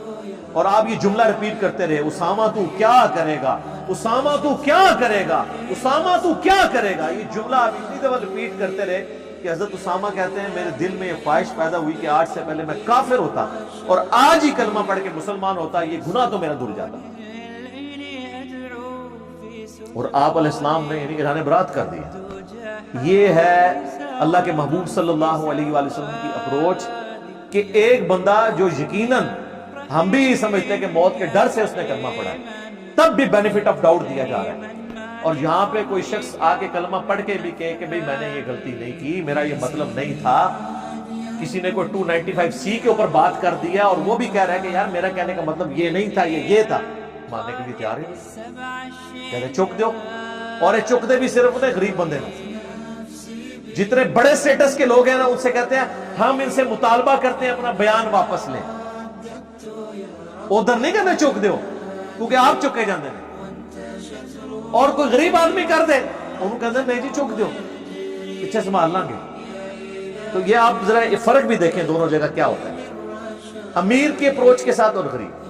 اور اللہ کے فضل سے آج تک کسی عالم دین کا بیٹا کسی گستاخ کو مار کے غازی نہیں بنا، اور اس سے بڑی بات الحمدللہ آج تک کوئی عالم دین خود بھی غازی نہیں بنا، لوگوں کے بچوں کو غازی بنواتے ہیں کیونکہ انہوں نے تو پیچھے رہنا ہوتا ہے۔ تو یہ تلخ حقائق ہے، یعنی اس سے آپ صرف نظر نہیں کر سکتے۔ تو میں آپ کو بتا رہا ہوں کہ ایٹیچیوڈ کیا تھا نبی صلی اللہ علیہ وآلہ وسلم کا۔ اس کے بعد آپ کی تربیت کا اثر آپ دیکھ لیں، صحیح بخاری کے اندر عبداللہ بن عمر کا قول موجود ہے کہ عبداللہ بن عمر رضی اللہ تعالیٰ عنہ خوارج کو بدترین مخلوق شمار کرتے تھے کیونکہ وہ کافروں والی آیات مسلمانوں پر یعنی صحابہ پر لگاتے تھے۔ پچھلے دنوں میری اس کے اوپر ویڈیو بھی ریکارڈ ہوئی ہے خوارج کے اوپر۔ لیکن دوسری طرف ٹالرنس کا یہ لیول تھا کہ سنن الکبریٰ البیہقی میں صحیح سند کے ساتھ موجود ہے کہ عبداللہ بن عمر، وہی عبداللہ بن عمر جو ان کو بدترین مخلوق سمجھتے تھے، وہ ان کے سلام کا جواب بھی، خوارج کے سلام کا جواب بھی دیتے تھے اور ان کی اذان کا جواب بھی دیتے تھے، یعنی نماز بھی ان کے پیچھے پڑھنے کے قائل تھے۔ اور وہ فرمایا کرتے تھے کہ جب تک خوارج کی مساجد سے حی علی الصلاۃ حی علی الفلاح کی آواز آئے گی، ہم ان کے اذان کا بھی جواب دیں گے، ان کے سلام کا بھی جواب دیں گے، اور جب یہ ہمیں کہیں گے کہ ہم اپنے مسلمان بھائیوں کو قتل کریں پھر ہم ان سے الگ ہو جائیں، اس میں ہم ان کا ساتھ دیں۔ یہ ہے ایٹیچیوڈ کا فرق۔ اس سے بھی بڑھ کر مولا علی رضی اللہ تعالیٰ عنہ علیہ السلام، المصنف ابن ابی شیبہ میں آتا ہے مولا علی کو کتنا دکھ پہنچا خوارج کی وجہ سے، یعنی ان کی جمعیت کمزور ہوئی، ورنہ جنگ صفین میں فیصلہ ہو جانا تھا اور دوبارہ سے خلافت راشدہ اس ڈگر پہ چل پڑتی، لیکن پھر بھی خوارج حضرت علی کو کافر بھی ڈکلیئر کر رہے ہیں۔ پورا مناظرہ سنن نسائی الکبریٰ کے اندر موجود ہے خوارج کے ساتھ عبداللہ بن عباس کو جو مولا علی نے بھیجا تھا۔ اس کے باوجود سیدنا علی سے جب پوچھا گیا کہ خوارج کیا کافر ہیں، انہوں نے کہا کافر تو نہیں ہے، بلکہ وہ تو اپنے زوم میں کفر ہی سے تو بھاگے ہیں، کفر و شرک سے، وہ یہ سمجھ رہے ہیں کہ میں کافر ہو گیا ہوں اس لیے مجھے چھوڑ گئے۔ تو پوچھا گیا پھر منافق ہے؟ ان کا منافق تو نہیں ہے، کیونکہ قرآن تو کہتا ہے کہ منافق تو اللہ کا ذکر نہیں کرتے ہیں مگر بڑا قلیل، بوجھل دل کے ساتھ، تو یہ تو بڑی بڑی لمبی نمازیں پڑھتے ہیں۔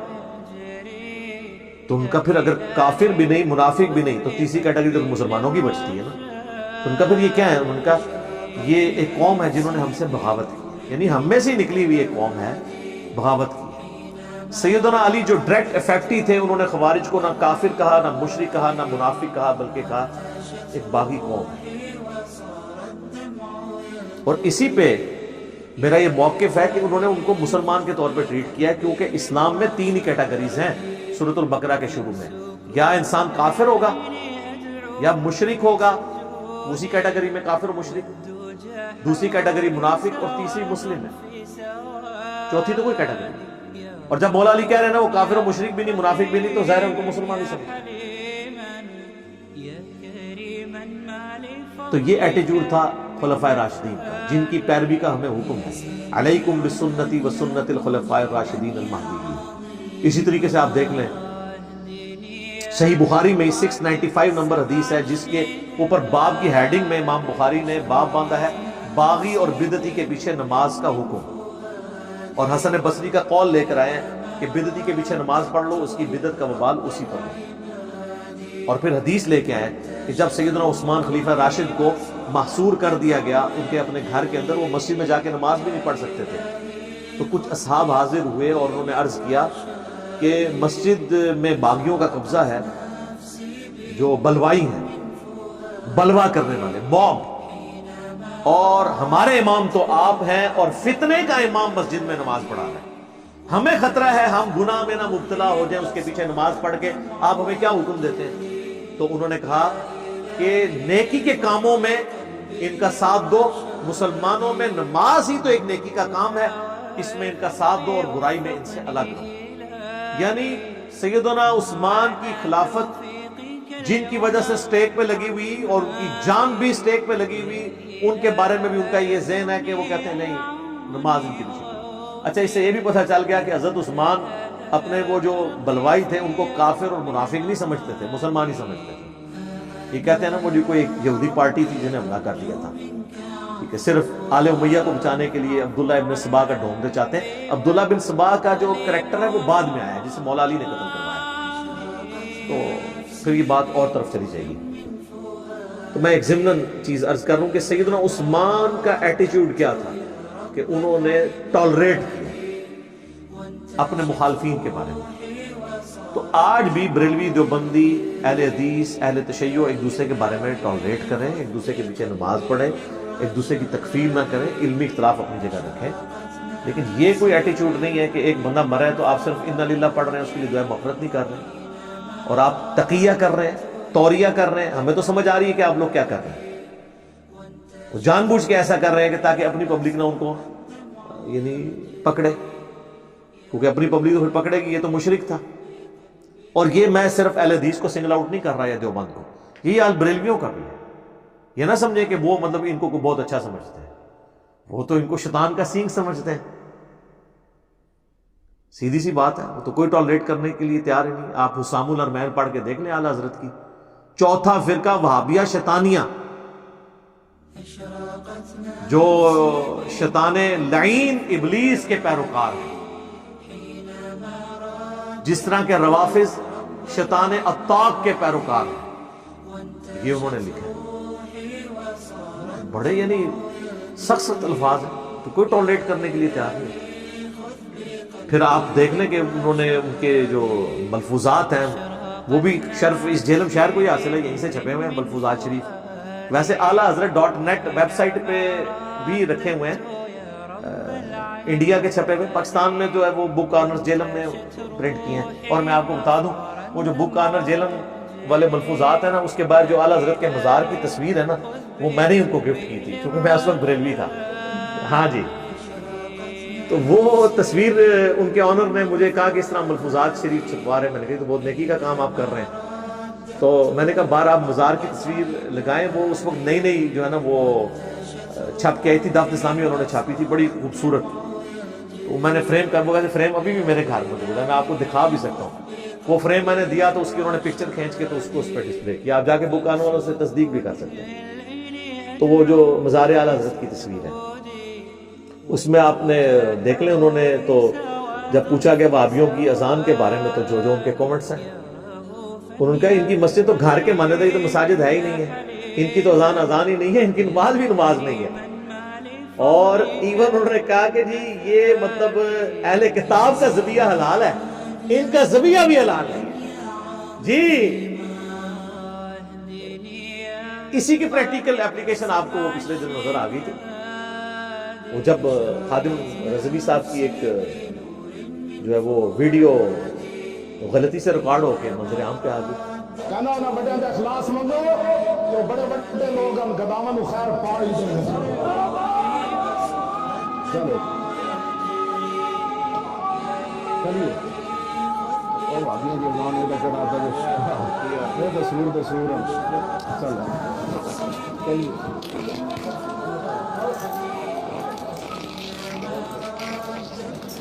لہٰذا بات ہے کہ وہ ان کے ماننے والے اس کی تعویل کر رہے ہیں، ان کو کھڑے اس کی تو تعویل چھوڑ دیں. اعلیٰ حضرت نے تو اس سے سخت باتیں لکھی ہوئی ہیں، اس کی تو تعویل ممکن نہیں ہے نا. اس کو ویڈیو کہہ سکتے ہیں، وہ اعلیٰ حضرت کے ملفوظات بھی ایڈیٹڈ ہوئے ہیں، ان کو پتہ ہے یہ کیا ہے. تو وہ کوئی نہیں ہے، وہ بالکل اپنے کانٹیکسٹ کے ساتھ وہی بات انہوں نے کی ہے. ظاہر ہے کہ وہ، اور میں اس میں اہل حدیث تو فوراً دفاع کے سامنے آ گئے نا کہ ہمیں انہوں نے وہ خنزیر والا ٹائٹل دیا ہے. ویسے وہ جب بول رہے تھے نا تو وہ اہل حدیث کو نہیں کہہ رہے تھے، وہ مزار قائد پہ، مزار اقبال پہ بیٹھے ہوئے تھے. اور جو بادشاہی مسجد ہے نا وہ دیوبندیوں کے اندر ہے. تو ذرا تھوڑے سے محتاط ہو جائیں کہ بریلوی جو ہے وہ دیوبند اور اہل حدیث دونوں کو ہی وہابی کہتے ہیں. تو اہل حدیث خامخواہ جو ہے وہ سیکھ پاؤ کے کلپ ریکارڈ کرا رہے ہیں. بیسیکلی تو دیوبندیوں کو کلپ ریکارڈ کروانے چاہیے. اچھا دیوبندیوں نے بھی کرائے ہیں کیونکہ ان کو پتا چل گیا تھا کہ ہمیں کہا تھا. اہل حدیث کو نہیں انہوں نے کہا تھا، وہ دونوں کے ہی. اہل حدیث کو تو اس سے بھی وہ آگے کی ورژن سمجھتے ہیں نا. لیکن وہ جو کہہ رہے تھے نا یہ وہابیاں دی اذان ہے، تو وہ اذان ہو رہی تھی بادشاہی مسجد میں، اور بادشاہی مسجد اہل حدیث کے اندر نہیں ہے، وہ دیوبندیوں کے اندر ہے. تو وہ وہابی ان کو کہہ رہے تھے. اعلیٰ حضرت بھی دیوبندیوں کو وہابی کہتے ہیں. ایون بار شریعت میں بھی اہل حدیث کو وہابی کہا گیا، ان کو پیور وہابی اور دیوبندیوں کو گلابی وہابی. وہ آپ بار شریعت کا مقدمہ پڑھ کے دیکھ لیں، وہ ٹاپک کہیں اور چلا جائے گا. پھر میرے پاس تو بہت کچھ کہنے کو ہے. ظاہر ہے میری تو اپنی پوری زندگی کے سمجھ لیں ابھی 43 ایئرز ایج ہے، تو 31 ایئرز تو میرے بریلویت میں گزرے ہیں. 10 سال میں سبز پگڑی بھی باندھتا رہوں، دعوت اسلامی میں بھی رہا ہوں. تو میں نے یہ حسام الحرمین اپنی داڑھی مچھ نکلنے سے پہلے کی پڑھی ہوئی ہے. مجھے پتا ہے اس میں کیا کچھ لکھا ہے. انہوں نے 1905 میں حسام الحرمین احمد بریلوی صاحب نے لکھی، اور اس میں علماء دیوبند، 4 علماء دیوبند پہ اور 5ویں غلام القادیانی دجال کے اوپر انہوں نے کفر کے فتوے لگائے. اور اسے کنکلوڈ کرتے انہوں نے لکھا کہ ان کے کفر کے اوپر اجماع ہے، اور یہ بالاتفاق مرتد ہے، یعنی واجب القتل، اور ان کے کفر میں شک کرنے والا بھی کافر. یعنی سارے دیوبندی جو اپنے ان سارے بزرگوں کو انکلوڈنگ ایچ تھانوی صاحب ان پہ بھی فتویٰ تھا، وہ تو رحمت اللہ علیہ کہتے ہیں، تو یہ کروڑوں دیوبندیوں کو کافر ڈکلیئر کر دیا، اور کتاب کا نام رکھا حسام الحرمین. یہ لفظ ہے حسام الحرمین، حرمین کی تلوار. اور علماء عرب سے اس وقت کے جو صوفی تھے فتوے بھی لے لیے. انہوں نے پھر 26 سوال لکھ کے یہاں بھیجے. تو یہاں دیوبند کے جو اس وقت بہت بڑے شیخ الحدیث تھے خلیل احمد سہارنپوری، جو شیخ زکریا کانوری فضائل اعمال والے کے پیر و مرشد ہیں، انہوں نے فضائل اعمال میں ان کے حوالے بھی دیے. انہوں نے اس 26 سوالات کے جوابات دیے حسام الحرمین کے اگینسٹ، اور اس کتاب کا نام رکھا المہند علی المفند، ہند کی تلوار ایک سٹھیائے ہوئے پاگل بابے کے اوپر. اور پاگل بابا کسے کہا؟ احمد بریلوی صاحب. اور اس میں انہوں نے لکھا کہ احمد بریلوی اور ان کی پوری جماعت ایک شیطانی لشکر ہے جو ہمارے علماء دیوبند رضی اللہ عنہم پر حملہ آور ہوئی ہے، جس طرح کے شیاطین حملہ آور ہوتے تھے انبیاء کے اوپر. 14ویں صدی کے علماء کو انہوں نے رضی اللہ عنہم اور ان کو مطلب کس لیول کے اوپر جا کے ٹریٹ کیا ہے کہ انبیاء پہ جیسے شیاطین حملہ آور ہوتے تھے نا. تو اس کا مطلب یہ ہے کہ دیوبندیوں نے المہند کے اندر بریلویوں کی پوری جماعت کو شیطانی لشکر ڈکلیئر کر دیا، کروڑوں لوگوں کو. تو مجھے بتائیں جن کے بزرگ اتنی بڑی بڑی دراڑیں ڈال کے گئے ہیں، اب وہ ایک پلیٹ فارم پہ کیسے اکٹھے ہوں؟ مجھے لوگ کہتے ہیں نا اتحاد امت. اتحاد امت اس وقت ہوگا جب آپ بابوں سے دستبردار ہوں گے، بابے بھی سلامت رہیں اور اتحاد امت بھی ہو جائے. ایسا ہو یہ پاسبل نہیں. وہ طارق جمیل صاحب کا فارمولہ ہے نا جی، اپنا چھوڑو نہ کسی کا چھیڑو نہ. نہیں، اس کو الٹ کریں، اپنا پہلے چھوڑو اور باقیوں کو بھی چھیڑ کے دیکھو، ان کے پاس بھی کوئی ہاتھ موجود ہے. اور قرآن سپورٹ کرتا ہے فَتَقَطَّعُوا أَمْرَهُمْ بَيْنَهُمْ زُبُرًا كُلُّ حِزْبٍ بِمَا لَدَيْهِمْ فَرِحُونَ. ہر گروہ اس کے اوپر خوش ہے جو اس کے پاس ہے کہ میرے پاس تو یہ حق موجود ہے، چلو باقی جگہ کوئی باطل ہوا بھی تو کرے. انبیاء کے جانے کے بعد فَتَقَطَّعُوا أَمْرَهُمْ بَيْنَهُمْ زُبُرًا، انبیاء کے جانے کے بعد ان کے ماننے والوں نے دین کو پارا پارا کیا. کل حزب بما لدیہم فرحون، ہر گروہ اس کے اوپر خوش ہے جو اس کے پاس ہے. بریلوی خوش ہیں جی ہمارے پاس عشق رسول ہے. دیوبندی کہتے ہیں جی ہمارے پاس جو ہے عظمت صحابہ ہے. اہل حدیث کہتے ہیں جی توحید تو ہم نے پکڑی گئی. شیعہ کہتے ہیں جی اہل بیت کا تو ہم ہی دفاع کرتے ہیں. اور سارے اپنے اپنی جگہ پہ خوش ہیں اور باقی ساری چیزوں کے اوپر کمپرومائز کی. تو یہ کبھی بھی ایک دوسرے کے لیے دعا نہیں کریں گے، کیونکہ ان کے بزرگوں نے جتنی بڑی دراڑیں ڈال دی ہیں وہ اب فل نہیں ہو سکتی ہیں جب تک کہ بزرگوں سے دستبردار ہو کے ہم کتاب و سنت کو بنیاد نہ مان لیں. یہ ساری باتیں میں یعنی اس موقع کے اوپر اس لیے ضروری سمجھ رہا تھا. مجھے پتا ہے کہ یہ کلپ کئی لوگ دیکھیں گے تو ہمارا درد بھی ان تک پہنچے کہ خادم رضوی صاحب کے مشن کو آپ آگے لے کے چلیں. ان کا جو مشن ہے اس حوالے سے ان کے اپنے ماننے والے تو کم از کم لے کے چلیں کہ اپنے گھر کی تو صفائی کریں. اور اگر آپ کہیں گے کہ یہ اپنے گھر کی صفائی ہم نے نہیں کرنی اور ہم نے دوسرا کوئی گستاخ ہوگا اس کے بارے میں ہم نے باتیں کرنی ہے، تو سر پھر یہ آپ کی ڈاکٹرن کون قبول کرے گا؟ یہ تو ڈاکٹرن آپ کی قبول نہیں ہو سکتی. اور یہ ہم بالکل کسی کو چھیڑنے کے لیے یہ باتیں نہیں کر رہے ہوتے، پورے اخلاص کے ساتھ یہ باتیں کر رہے ہوتے ہیں. اس کو کوئی یہ نہ سمجھے کہ مجھے موقع ملا تو میں نے پھر جو ہے وہ ان کے ساتھ یہ والا معاملہ کر دیا.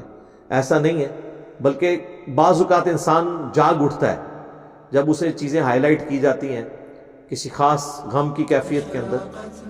بعض اوقات کوئی بات کلک کر جاتی ہے تو ہم جو ہے وہ خادم رضوی صاحب کے لیے دعائے مغفرت بھی کرتے ہیں. اللہ تعالیٰ انہیں بخش دے، ان کے نیک کاموں کا اجر دے، ان کی برائیوں سے درگزر فرمائے اور ان کے لواحقین کو صبر دے اور اس صبر پہ اجر عظیم عطا فرمائے. اور جو پیچھے لوگ بچے ہیں ان کو پازیٹیولی چیزیں آگے لے کے چلنے کی توفیق عطا فرمائے. باقی جہاں جہاں ان سے کچھ چیزیں مس ہینڈل ہوئی ہیں جو میں نے وقتاً فوقتاً ہائی لائٹ کی ہیں، آج کی ویڈیو میں بھی ہائی لائٹ کر دی ہیں، وہ چیزیں وہ ریمیڈی کرنی چاہیے. اس کے اندر امپروومنٹ والا جو معاملہ ہے وہ مسلسل جاری رکھیں. ظاہر ہے کوئی بھی شخص پرفیکٹ نہیں ہوتا، تو میں نے کچھ چیزیں ہائی لائٹ کی ہیں. تو ہم باقی ملکوں کے جو گستاخانہ خاکے ہیں ان کو تو ہم کنڈیم ضرور کریں گے، لیکن جو ہمارے اپنے اختیار کے اندر ہے ہم وہاں پہ تو چیزوں کو ایڈریس کر سکتے ہیں. اور باقی میں نے جو ہے وہ یہ پشاور انسیڈنٹ جو ہوا تھا، جو ایک گستاخ رسول کو ایک بچے نے قتل کیا تھا، اس کے اوپر میں نے کاؤنٹر نیریٹو بھی سامنے رکھا تھا. کہ 295C کے حوالے سے کہ ہمیں اس شرک کے ساتھ کوئی یہ نہیں اختلاف نہیں ہے. اصل چیز یہ ہے کہ اگر کسی کے اوپر لگانے لگے ہیں تو ایک دفعہ اس کے اوپر توبہ پیش کریں, جو آپ خود بھی کرتے ہیں کہ جب کوئی بڑا کوئی وزیر کوئی لیڈر بات کرتا ہے تو آپ کہتے ہیں توبہ کرے, بیان واپس لے, اور غریب آدمی کا کہتے ہیں چپ دو. تو توبہ کی شک 295C میں آنی چاہیے. اگر کسی سے غلطی سے ہو گیا تو کوئی بھی یہ جان بوجھ کے نہیں کر رہا ہوتا, توبہ کر لیں. یہ کہتے ہیں نہیں جی توبہ قابل قبول ہی نہیں ہے. تو اس میں مجھے اختلاف ہے, اس کے اوپر میں نے کئی دفعہ گفتگو کی ہے, وہ اپنی جگہ موجود ہے, آپ دیکھ سکتے ہیں. تو توبہ والا معاملہ رکھنا چاہیے. آپ خود بھی ہمارے sitting prime minister Imran Khan صاحب کے اوپر کئی دفعہ گستاخی کا فتویٰ لگایا اور ہمیشہ یہ کہا کہ وہ توبہ کریں. لفظ ذلیل کے اوپر بھی میری بھی ویڈیو آئی تھی, تو میں نے اس میں بھی کہا تھا کہ اس سے توبہ آپ ڈیمانڈ کر رہے ہیں. باقی غریب آدمی جو ہوتا ہے آپ اس کو اٹھا دیتے ہیں, اس پہ 295C لگا دیتے ہیں. تو سب سے توبہ ہی ڈیمانڈ کی. ہاں جب کوئی عادی مجرم بن جاتا ہے اور وہ توبہ پہ آمادہ نہیں ہوتا, وہ تو ذات فی الارض آتا ہے, تو وہ 295C کی سزا تو قرآن سے سورۃ المائدہ کی آیت نمبر 32-33 میں جو آیت محاربہ کے حوالے سے سزا آئی ہے, اس کے تحت ہم اس کو واجب القتل سمجھتے ہیں. مجھے کوئی اس میں آر نہیں ہے, اور نہ ہمیں اپنے عشق رسول کا سرٹیفکیٹ کسی سے لینا ہے. ہاں الحمدللہ, جس نے سرٹیفکیٹ لینا ہے ہم سے آگے ضرور لے لیں. جس کو زیادہ شوق ہے نا سرٹیفکیٹ دینے کا, تو وہ پھر اس کو ہم یہ کہیں گے ہم سے آ کے دیں. ویسے اگر کوئی کسی کو نہیں ہے تو کوئی ٹھیکیدار نہیں ہے اس میں. ہر مسلمان جو ہے وہ محبت رسول رکھتا ہے. لیکن وہ لوگ جو دوسروں کی عبارتوں کو تو گستاخانہ کہتے تھے, اپنی باتیں نکلی تو وہ امتحان میں ہی آ کے فیل ہو گئے. تو اب سرٹیفکیٹ تو ہم سے چاہیے نا. کل تک اشرف علی رسول اللہ تھانوی تو یہ کلمات کفر تھے, بالکل ہم بھی کہتے ہیں. جب چشتی رسول اللہ نکلا تو معرفت کی بات بن گئی ہے. کل تک یہ تو ہو گیا اسپیسیفکلی بریلویوں کے بارے سے, اب دیوبند کے بارے سے. کل تک دیوبند والے تو کہتے تھے قبروں سے مانگنا شرک ہے. جب ہم نے ان کے بزرگوں کے قبر پرستی کے واقعات نکالے, میرا یوٹیوب پہ کلپ بھی ہے علماء ماموں کیسے بناتے ہیں, وہ آپ دیکھیں.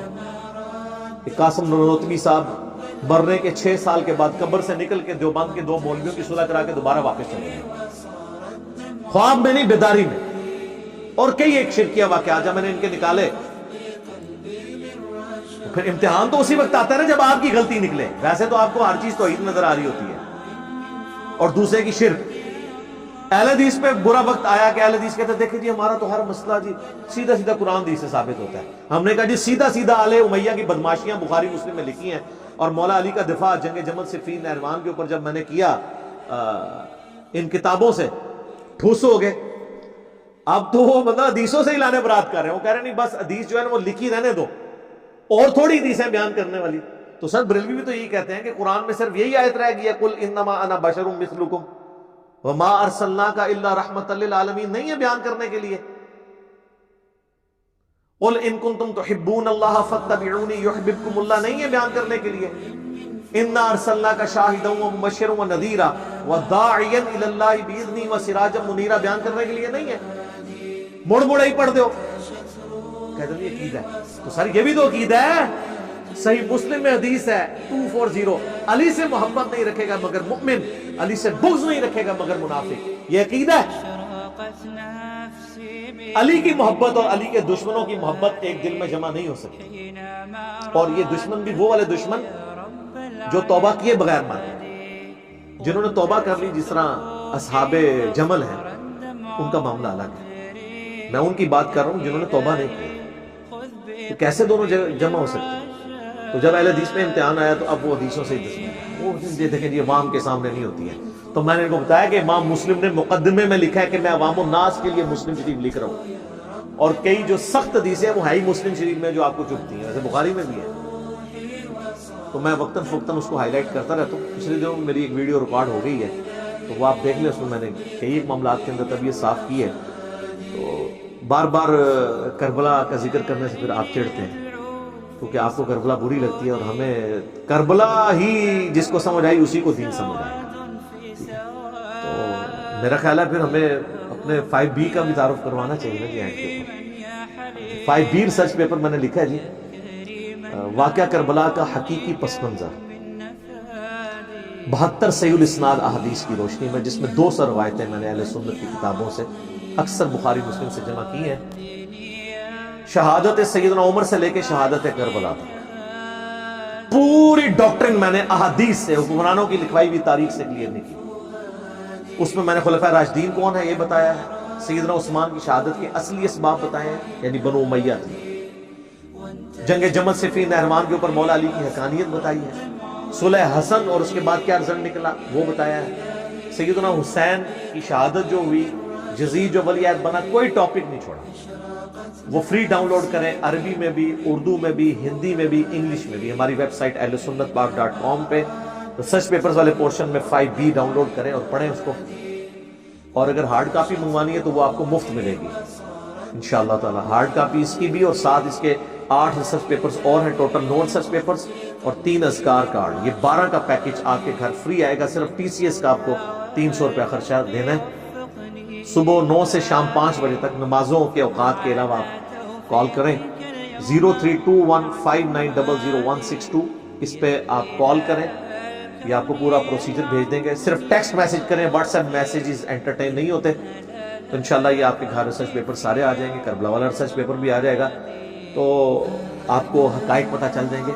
तो मैं बता रहा था कि जब आपके मुफादात के ऊपर जर पड़ती है ना, या पंजाबी में एक मुहावरा है कि दुम पे पांव आता है, पूछलते पैर कहते हैं वैसे, तो फिर पता चलता है कि आपको कितनी अपनी डॉक्ट्रिन से मोहब्बत है। इश्क रसूल की डॉक्ट्रिन से बरेलवियों को कितनी मोहब्बत है ये उस वक्त पता चलेगा जब उनके अपने बाबे की गुस्ताखी निकलेगी और फिर वो उसको गुस्ताख डिक्लेयर करें आए बाइश ये किए बगैर। तौहीद के हवाले से देवबंद का जो बरेलवियों से इख्तलाफ है, ये सेंसिटिविटी उस वक्त समझ आएगी जब आपके बुजुर्गों के शिर्क परस्ती वाले वाकयात निकलेंगे तो आप उसके ऊपर कोई स्टांस लेंगे। अहले हदीस की बुखारी मुस्लिम से अकीदत उस वक्त सामने आएगी, रफ़ा दैन पे कैसे सामने आनी है, कॉन्ट्रडिक्टी कोई नहीं आ रहा, कि जब बुखारी मुस्लिम में वो हदीसें निकलेंगी जो उनके मुफादात के ऊपर ज़र्ब पड़ती है, तो तभी पता चलेगा। अब मैंने इस पूरे इशू में टारगेट किया अहले सुन्नत के 3 जो मकातबे फिक्र हैं, बरेलवी, देवबंदी, अहले हदीस। चूंकि मैं भी अपने आप को फिक्र के एतबार से, फिरके के एतबार से नहीं, फिक्र के एतबार से अहले सुन्नत समझता हूँ। उन्हीं की किताबें मैंने रखी है, इसलिए मैं इसको एड्रेस कर रहा हूँ। अब इसमें कोई ये ना ले जाए मैंने अहले तशय्युअ को एड्रेस क्यों नहीं किया। उनको तो हम बाद में दावत पेश करेंगे ना, पहले तो हम अपने घर की सफाई कर लेना, उनको फिर हम बताएंगे। वैसे तो मैं उनको भी दावत, अल्हम्दुलिल्लाह, अल्लाह के शुक्र है, कई एक वीडियोस रिकॉर्डेड। अभी हाल ही में जब आसिफ अलवी ने गुस्ताखी की है तो नाहजुल बलागा से मैंने मौला अली अलैहिस्सलाम के 7 खुतबात और एक खत भी है उसके अंदर शामिल है, उससे मैंने पूरी का पूरा खुलफाए राशिदीन का, खुलफाए सलासा का दिफा किया, वो भी रिकॉर्डेड मौजूद है। लेकिन असल मसला है अहले सुन्नत को अपने घर की खबर लेनी है और देखना है कि उनमें कहाँ कहाँ पे खराबियाँ पाई जाती हैं। ये जब इंसान के ऊपर खुद आजमाइश आती है ना, फिर इंसान को पता चलता है कि अच्छा अब मुझे हक की पैरवी करनी है या अपना फिरका बचाओ मुहिम करनी है। लेकिन माजरत के साथ अक्सर फिरके ही बचाते रह जाते हैं। इसी तो मैं कहता हूँ ये इनकी आउटलेट्स हैं, जिस तरह KFC, मैकडोनल्ड है, तो इस तरह इन्होंने अपनी आउटलेट्स खोली नहीं है। कोई भी किसी दूसरे के बारे में एक्सेप्टेंस करने के लिए तैयार नहीं है। और ये जो सियासत के अंदर या किसी मजहबी इशू पे इकट्ठे भी होते हैं ना, तो बस इकट्ठे सामने ही होते हैं, अंदर खाने मुसलमान मानने के लिए एक दूसरे को तैयार नहीं है। उसका फार्मूला मैंने आपको पहले ही बता दिया कि किस तरह आपने चेक करना है कि मुसलमान मान रहे हैं नहीं मान रहे। इनसे ये कहें कि हमें लिख के दो कि ये मुखालिफ फिरके का बंदा अपने इन्हीं अकायद के साथ मर गया तो एक ना एक दिन जन्नत में चला जाएगा। सर एक मौलवी नहीं आपको लिख के देगा, और जो लिख के देगा ना वो बचेगा नहीं। फिर वो कहेंगे तू तो पहले, सब तो पहले तू फारग है साढ़े फिर। तो हमने ये अपना दर्द दिल आपके सामने रख दिया। एक मौका था कि जब हम बरेलवी मकतब फिक्र के सामने अपना दर्द रख सकते थे, हमने रख दिया। और मुझे तो खैर बरेलवी मकतब फिक्र के साथ बाकी मकातब फिक्र की निस्बत ज़रा ज़्यादा कुर्ब हासिल है। मेरी ज़िंदगी के अभी भी 43 ईयर्स में से 30 साल जो है उसी फिरके के अंदर गुजरे हैं। तो इसलिए मुझे उनकी सेंसिटिविटी एरिया कौन सा है वो भी पता है, कहाँ पे उन तक बात पहुँचाई जा सकती है वो भी पता है। तो मैंने ये दर्द दिल आपके सामने रखा है। अब आपने अपने उलमा से पूछना है कि कब वो इन गुस्ताखाना इबारतों की या ये खाके जो आपकी किताबों में बने हुए हैं इसकी सफाई करेंगे। तो इंशाल्लाह जब आप इस तक पहुँचेंगे तो आप भी इंशाल्लाह एक दिन आएगा कि झूम के कहेंगे क्या कि ना मैं वहाबी, ना मैं बाबी, मैं हूँ मुस्लिम इल्मी किताबी, ना मैं सो कॉल्ड वहाबी हूँ और ना मैं बाबों का दिफा करने वाला बाबी हूँ, मैं इल्मी किताबी मुस्लिम हूँ। और इसी पे मेरा फख्र है कि मैं मुसलमान हूँ अल्हम्दुलिल्लाह। اور یہی دیکھیں ہم نے اس کو پریکٹیکلی ثابت کیا ہے. یہ واحد پلیٹ فارم ہے, 1 روپے کا چندہ نہیں کسی سے لیتے, کوئی مسجد لادہ نہیں بنائی ہے, سب کے پیچھے نمازیں پڑھتے, کوئی مدرسہ لادہ نہیں بنایا, کسی کی تکفیر نہیں کرتے, الٹا ان کے لیے دعائیں مغفرت کرتے ہیں, اور باقیوں کو بھی کہتے ہیں ان کے پیچھے نمازیں بھی پڑھو. لیکن یہ ایک دوسرے کے ساتھ کیا کرتے ہیں, وہ آپ کے سامنے اور توریہ کر کے, دھوکے دے کے, پبلک گیدرنگ میں اور واٹس ایپ گروپس کے اندر کچھ اور, ویڈیوز کے اندر اور. اب یہ دیکھ لیں وہ لاہور کے مولانا کوئی ویڈیو میں آگے وہ کہہ رہا ہے کہ نہیں جی وہ ویڈیو ایڈٹ ہوئی ہے ان کی, وہ اذان والے مسئلے کے اوپر, اور واٹس ایپ گروپ میں کیا کہہ رہا ہے کہ جی اس نے یہ اس لیے بات کی ہے کہ وہ اس کو غصہ تھا ہمارے اوپر.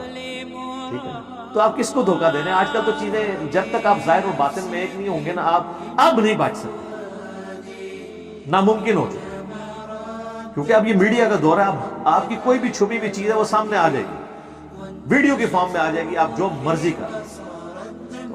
چاند ایک گزارشات تھی, میں نے یہ آپ کے سامنے رکھ دی. اللہ تعالیٰ سے دعا ہے جو حق بات میں نے کہی اللہ تعالیٰ ہمارے دلوں میں راسخ فرمائے. اگر جذبات میں میرے منہ سے کوئی غلط بات نکل گئی تو اللہ تعالیٰ ہمارے دلوں سے ہی معاف کر دے, ہمیں معاف بھی فرما دے, ہمیں کتاب و سنت کی تعلیمات پر عمل کر کے دوسرے بھائیوں تک پہنچانے کی توفیق عطا فرمائے. سبحانک اللہم و بحمدک, اشہد ان لا الہ الا انت, استغفرک و اتوب الیک, وما علینا الا البلاغ المبین. جزاکم اللہ خیرا.